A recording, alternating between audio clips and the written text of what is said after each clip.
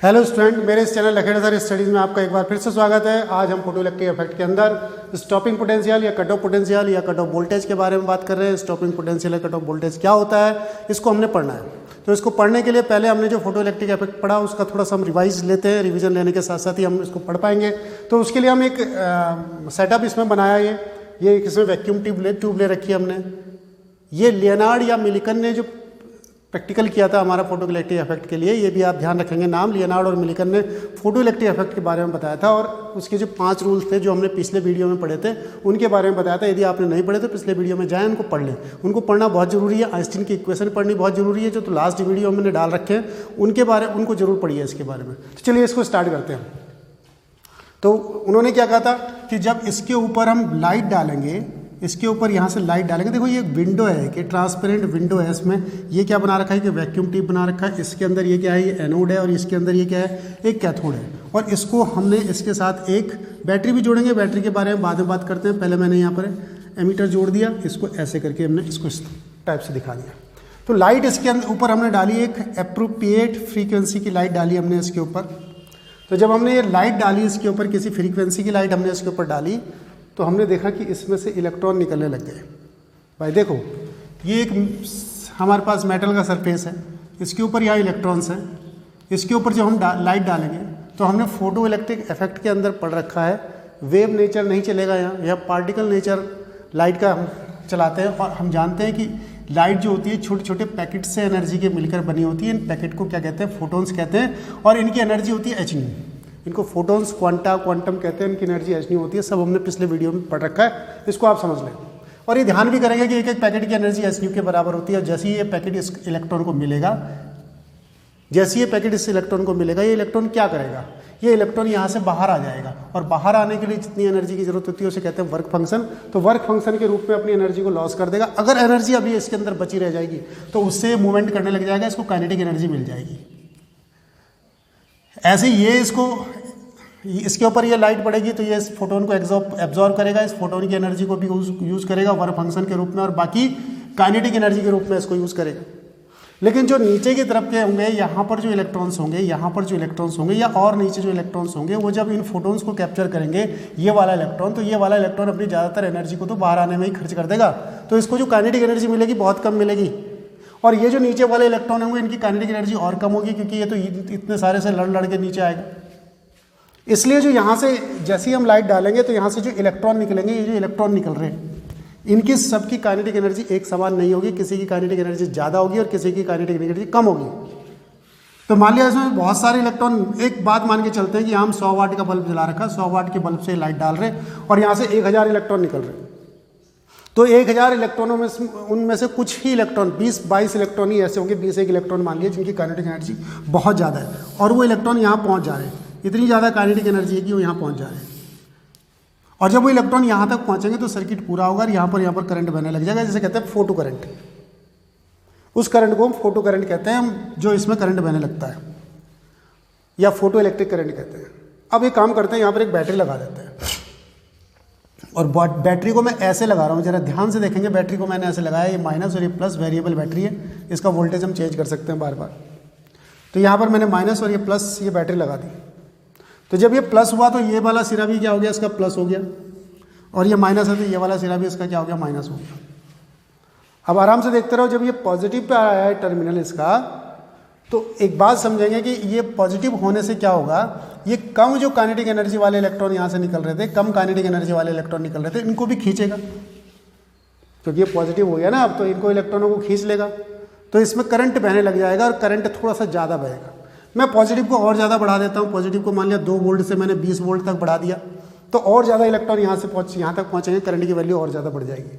मैं इसको positive voltage को बढ़ाते जाऊँगा तो करंट की वैल्यू बढ़ती जाएगी, लेकिन एक स्थिति ऐसी आएगी करंट की वैल्यू मैक्सिमम हो जाएगी, उससे ज़्यादा नहीं बढ़ेगी, चाहे मैं वोल्टेज को कितना ही बढ़ाऊँ। ध्यान दीजिए, यहाँ से यहाँ तक मान लिया 20 ही इलेक्ट्रॉन पहुँच रहे थे जिनकी काइनेटिक एनर्जी बहुत ज़्यादा थी। जैसे ही मैंने पॉजिटिव किया तो ये 200 इलेक्ट्रॉन पहुँचने लग गए जिनकी काइनेटिक एनर्जी, मैंने पॉजिटिव और ज़्यादा बढ़ाया, कम काइनेटिक एनर्जी वाले पहुंच गए। अब मैंने पॉजिटिव को और ज़्यादा बढ़ा दिया। जब मैंने ये पॉजिटिव और ज़्यादा बढ़ाया तो 200 की जगह 500 पहुंचने लग गए, और ज़्यादा बढ़ाया तो 500 की जगह 1000 पहुंचने लग गए। अब मैंने और ज़्यादा बढ़ाया तो 1000 से ज़्यादा तो निकल ही नहीं रहे थे, 1000 ही निकल रहे थे तो 1000 ही तो पहुँचेंगे। अब करंट फिक्स हो गई। अब मैं पॉजिटिव को कितना भी बढ़ाता जाऊँ इस पोटेंशियल को, पॉजिटिव पोटेंशियल को, अब करंट की वैल्यू फिक्स हो जाएगी और उसे कहते हैं हम सैचुरेटेड करंट। ऐसे करंट आएगा, देखो इस प्रकार से करंट बढ़ेगा बढ़ेगा बढ़ेगा और ये फिक्स हो जाएगा करंट यहाँ पर, इसे कहेंगे सैचुरेटेड करंट आई। ये हमारे पास सैचुरेटेड करंट हो गया, सैचुरेटेड करंट हो गया। इसको समझे ना बात को, इधर करंट दिखाया हमने ये आई और इधर क्या दिखाया हमने, ये पॉजिटिव पोटेंशियल दिखाया हमने, ये पॉजिटिव पोटेंशियल दिखाया। तो जैसे ही मैं पॉजिटिव पोटेंशियल को इसको बढ़ाता जाऊंगा ज़्यादातर इलेक्ट्रॉन पहुंचेंगे और इस वोल्टेज पर सारे के सारे 1000 पहुंच गए, अब भी 1000 पहुंचेंगे, अब भी 1000 पहुंचेंगे, अब भी 1000 पहुंचेंगे, तो आई फिक्स हो गई। अगर मेरे को आई की वैल्यू बढ़ानी है, मेरे को 100 वाट की जगह क्या कितने वाट का बल्ब लगाना पड़ेगा, यहाँ 200 वाट का इंटेंसिटी बढ़ानी पड़ेगी। जब यहाँ पर इंटेंसिटी बढ़ जाएगी तो इंटेंसिटी को बढ़ने से क्या होगा, यहाँ पर ये इंसिडेंट लाइट की इंटेंसिटी बढ़ गई तो नंबर ऑफ इलेक्ट्रॉन्स बढ़ जाएंगे, नंबर ऑफ इलेक्ट्रॉन्स बढ़ जाएंगे तो अब सैचुरेटेड करंट यहाँ नहीं होगी, सैचुरेटेड करंट यहाँ जाकर के होगी। अगर जो 100 वाट से ये करंट यहाँ मैक्सिमम हो रही थी तो करंट अब डबल हो जाएगी 2i। बोलो सही है कि नहीं है? अब थोड़ी देर बाद ये यहाँ ये 2i करंट इतनी बन जाएगी हमारे पास, ऐसे ले लेता हूँ इसको, ऐसे यहाँ पर सैचुरेटेड करंट बनेगी, इस पॉइंट से सैचुरेटेड करंट बनेगी और इसकी वैल्यू 2i हो जाएगी, ये करंट की वैल्यू बढ़ जाएगी सैचुरेटेड करंट। ठीक है, अब यहाँ तक की बात हमने पीछे कर रखी थी। अब हम स्टॉपिंग पोटेंशियल के बारे में प्रॉपर बात कर रहे हैं। तो स्टॉपिंग पोटेंशियल को समझाने के लिए अब हमने क्या करना है, देखिए स्टॉपिंग पोटेंशियल के लिए अब इस बैटरी को मैं उल्टी बैटरी लगा देता हूँ, रिवर्स कर देता हूँ इस बैटरी को। मतलब ये यहाँ पर पॉजिटिव टर्मिनल दिखाता हूँ और यहाँ पर नेगेटिव टर्मिनल दिखाता हूँ, ये पॉजिटिव और ये नेगेटिव टर्मिनल आ गया मेरे पास, यहाँ पर देखते रहो। अब जब मैंने यहाँ पर इसको नेगेटिव टर्मिनल लगाया तो ये भी क्या हो गया, यहाँ पर ये पॉइंट, ये इसकी प्लेट हो गई नेगेटिव, ये प्लेट P1 से रिप्रेजेंट कर दी चलो मैंने, और ये प्लेट P2 से रिप्रेजेंट कर दी P2, तो ये नेगेटिव प्लेट हो गई। नेगेटिव प्लेट मैंने जैसे ही यहाँ पर -1 का वोल्टेज लगाया, -1 का वोल्टेज लगाने पर करंट की वैल्यू ऑलमोस्ट 0 हो गई, लेकिन पूरी तरह 0 नहीं हुई। देखो नेगेटिव वोल्टेज लगाने पर ये जो कम वोल्टेज वाले, ये जो कम वोल्टेज वाले, कम काइनेटिक एनर्जी वाले हैं, ये तो पहुँच नहीं पाएंगे अब, क्योंकि यहाँ नेगेटिव आ गया। या ये थोड़े से ज़्यादा काइनेटिक एनर्जी वाले हैं, ये भी नहीं पहुंच पाएंगे, लेकिन ये बाकी जिनकी काइनेटिक एनर्जी बहुत ही ज़्यादा है ये तो पहुंच जाएंगे ना। इसके नेगेटिव होने के बावजूद, -1 वोल्ट होने के बावजूद या -1 वोल्ट लगाया उसके बावजूद भी पहुंच जा रहे हैं। इसलिए अभी फोटो इलेक्ट्रिक करंट की वैल्यू 0 नहीं हुई, कम हो गई, बहुत कम हो गई, क्योंकि अब कम इलेक्ट्रॉन इस प्लेट P2 तक पहुँच पा रहे हैं। तो मैंने इसको -2 वोल्ट कर दिया। -2 वोल्ट करने पर भी मान लिया कि अब 1-2 इलेक्ट्रॉन और कम हो गए, कि एक आधी इलेक्ट्रॉन यहाँ पर पहुँच पा रहा हमारे पास, और कम धारा हो गई, और कम करंट हो गया, बहुत बहुत बहुत कम करंट हो गया, -2 वोल्ट पर करंट है। अब हमने यहाँ पर -3 वोल्ट लगाया मान लिया मैंने, और -3 वोल्ट इतना वोल्टेज हो गया कि इन सबको रोक देगा, वो मान लिया ये वोल्टेज हो गया। तो इस -3 वोल्ट को कहेंगे हम cut off potential, cut off voltage. तो कट ऑफ वोल्टेज या कट ऑफ पोटेंशियल क्या होगी? कट ऑफ पोटेंशियल वो वोल्टेज होगा, वो पोटेंशियल होगा प्लेट P2 का P1 के रिस्पेक्ट में, जिसकी सहायता की सर्किट में बहने वाली फोटो इलेक्ट्रिक करंट की वैल्यू क्या हो जाए, 0, बिल्कुल 0 हो जाए, एक भी यहाँ से इलेक्ट्रॉन यहाँ ना पहुँच पाए, P1 से इलेक्ट्रॉन P2 तक ना पहुँच पाए, करंट की वैल्यू बिल्कुल 0 हो जानी चाहिए, तो उसे कहते हैं हम स्टॉपिंग पोटेंशियल। तो मेन पॉइंट हमारे पास यही है कि स्टॉपिंग पोटेंशियल क्या होता है। तो वो इसका प्लेट P2 का वो नेगेटिव पोटेंशियल, ध्यान करना नेगेटिव पोटेंशियल, जिसकी सहायता से कि प्लेट P1 से एक भी इलेक्ट्रॉन यहाँ तक ना पहुँच पाए, यानी कि करंट की वैल्यू क्या हो जाए, 0 हो जाए, उसे stopping potential, cut off potential कहते हैं। V0 से इसको रिप्रेजेंट करते हैं। डेफिनेशन मैंने इसकी इधर लिखी हुई है, इसको देख लो जरा डेफिनेशन को। The negative potential of P2 का negative potential relative to P1 at which photo electric current becomes 0 is called stopping potential. ये इसकी डेफिनेशन हो गई, लिखने को आ जाती है कई बार, तो लिख लेंगे इसका स्टॉपिंग पोटेंशियल की डेफिनेशन कि वह negative potential of P2 relative to P1 कि जिस पर फोटो इलेक्ट्रिक करंट की वैल्यू 0 हो जाएगी, स्टॉपिंग पोटेंशियल कहते हैं। It is represented by V0 से रिप्रेजेंट करते हैं स्टॉपिंग पोटेंशियल को, V0 से। अगर स्टॉपिंग पोटेंशियल को V0 से रिप्रेजेंट करते हैं तो इसकी फॉर्म में काइनेटिक एनर्जी को लिखना है, तो काइनेटिक एनर्जी मेरी इसकी फॉर्म में आएगी E × V0, ये काइनेटिक एनर्जी बन जाएगी। इसको भी आप इसके साथ साथ नोट कर लेंगे कि it is represented by V0 and kinetic energy इसकी आ जाएगी हमारे पास E × V0। इतनी बात भी अब समझ में आ गई कि इसकी काइनेटिक एनर्जी को हम E_V0 इसकी फॉर्म में, स्टॉपिंग पोटेंशियल की फॉर्म में। स्टॉपिंग पोटेंशियल लिखते समय V के साथ नेगेटिव नहीं लगाएंगे, क्योंकि डेफिनेशन में आ चुका है कि नेगेटिव पोटेंशियल है, ये अपने आप समझेंगे कि पोटेंशियल नेगेटिव है, तो यहाँ पर माइनस लगाने की जरूरत नहीं है इसमें। तो kinetic energy is equal to इतनी आ जाएगी। अब जरा आइंस्टीन की इक्वेशन को याद करो कि आइंस्टीन की इक्वेशन क्या थी। तो आइंस्टीन की इक्वेशन हमारे पास ये थी कि काइनेटिक एनर्जी ये याद करनी पड़ेगी भाई। आइंस्टीन की इक्वेशन हमने पीछे पढ़ी, मैं पहले भी बोल चुका हूँ, उसको रिवाइज करिए यदि किसी को याद नहीं है तो। ध्यान करिए इस आइंस्टीन की इक्वेशन को।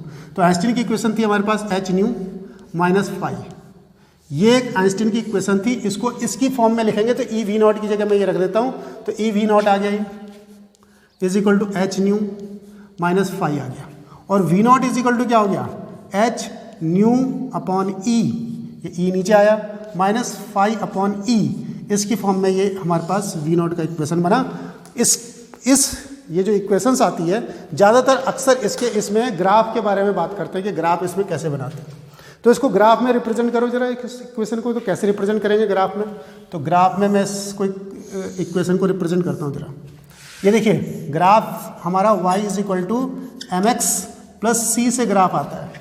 ये हो गया y, यानी कि y एक्सेस, यानी y एक्सेस में मैं क्या लिखता हूँ, स्टॉपिंग पोटेंशियल। y एक्सेस में मैंने लिख दिया stopping potential v naught. x axis में क्या लिखता हूँ, y is equal to m, ये m हो गया और ये x हो गया, तो x एक्सेस में मैंने लिख दिया न्यू। y एक्सेस में क्या आया, v नॉट, x एक्सेस में क्या आया, न्यू फ्रीक्वेंसी, और इसका आएगा स्लोप। तो स्लोप आएगा इसका इस प्रकार से, इस प्रकार से इसका स्लोप आएगा। और स्लोप क्या रिप्रेजेंट करता है, स्लोप m को रिप्रेजेंट करता है, और m क्या है इसमें, h अपॉन ई, तो ये स्लोप हो गया, slope of the curve, slope. तो स्लोप किसको रिप्रेजेंट करता है इसमें, h अपॉन ई को रिप्रेजेंट करता है, जो स्लोप है h अपॉन ई को रिप्रेजेंट करता है। और अब ये जो इंटरसेप्ट इतना कटा, ये क्या होता है, ये c को रिप्रेजेंट करता है इंटरसेप्ट, और c इज इक्वल टू है फाई अपॉन ई। माइनस में इसलिए नीचे की तरफ को आया इंटरसेप्ट, अगर प्लस में होता तो ग्राफ यहाँ से स्टार्ट करते हैं हम ऐसे इधर की तरफ को, ऊपर की तरफ को, और इतना इंटरसेप्ट लेते हैं। अगर कुछ भी ना होता इंटरसेप्ट तो ग्राफ को 20 से स्टार्ट करते, 0 से सीधा, लेकिन इसमें इंटरसेप्ट है, वो भी कितना है, माइनस। माइनस किधर है, नीचे है, तो नीचे है तो ये क्या लिख देंगे हम, फाई अपॉन ई, इसका इंटरसेप्ट है इधर की तरफ को। इसको, इस वाले पॉइंट को हम न्यू जीरो से रिप्रेजेंट करते हैं, कम से कम फ्रीक्वेंसी, कम से कम फ्रीक्वेंसी न्यू जीरो से रिप्रेजेंट करते हैं। तो ये न्यू हो गया हमारे पास, ये हमारे पास फाई अपॉन, तो इस प्रकार से हमने इसको ग्राफ को शो करना है इसके अंदर हमने। अगर ऐसे इसको बोलेंगे कि लैम्बडा की फॉर्म में इसको ग्राफ को दिखाइए, तो लैम्बडा की फॉर्म में इसको ग्राफ को आप दिखा देंगे। लैम्बडा की फॉर्म में ग्राफ को दिखाने के लिए आपको देखो जरा क्या करना पड़ेगा मेरे को, E V not is equal to H, nu की जगह सी अपॉन लैम्बडा होता है हम जानते हैं, तो S C upon lambda minus phi. इसको नीचे ले आता हूँ यहाँ पर, तो V not is equal to क्या आया, एच सी अपॉन ई, नीचे आया 1 अपॉन लैम्बडा, ये बचा, और यहाँ माइनस फाई अपॉन ई, ये आया। तो ग्राफ में क्या आ गया यहाँ पर, y इज इक्वल टू ये m, ये x, और ये प्लस c की फॉर्म में। तो y एक्सेस में क्या है, अभी भी v नॉट है, तो v नॉट है। x एक्सेस में क्या है, 1 अपॉन लैम्बडा है, तो यहाँ पर मैं इसको 1 अपॉन लैम्बडा लिख देता हूँ, यहाँ पर लिख देता हूँ 1 अपॉन लैम्बडा x एक्सेस में। और इधर क्या है, यहाँ पर न्यू नॉट की जगह 1 अपॉन लैम्बडा नॉट आएगा, और यहाँ पर क्या आएगा इंटरसेप्ट, देखो जरा फाई अपॉन ई, ठीक है, फाई अपॉन ई आ रहा है। m की जगह क्या आ रहा है, एस सी अपॉन ई, तो m की जगह एच सी अपॉन ई, ये जो स्लोप होगा एस सी अपॉन ई को रिप्रेजेंट करेगा। मैं फिर बोल रहा हूँ, इन ग्राफ में बार बार क्वेश्चंस आते हैं, कम्पिटिटिव एग्जाम में आते हैं, इसलिए ग्राफ को पढ़ना जरूरी है। अगर जो मैं अपने उत्तराखंड बोर्ड के बारे में बात करूँ तो ग्राफ के बारे में उतने ज़्यादा क्वेश्चंस कभी ज़्यादा आए नहीं है, लेकिन कम्पिटिटिव एग्जाम में CBSE बोर्ड में इस प्रकार के ग्राफ के क्वेश्चन जरूरी है पढ़ने। तो ये हमारा स्टॉपिंग पोटेंशियल हुआ। आज के इस वीडियो में इतना ही। थैंक यू, धन्यवाद।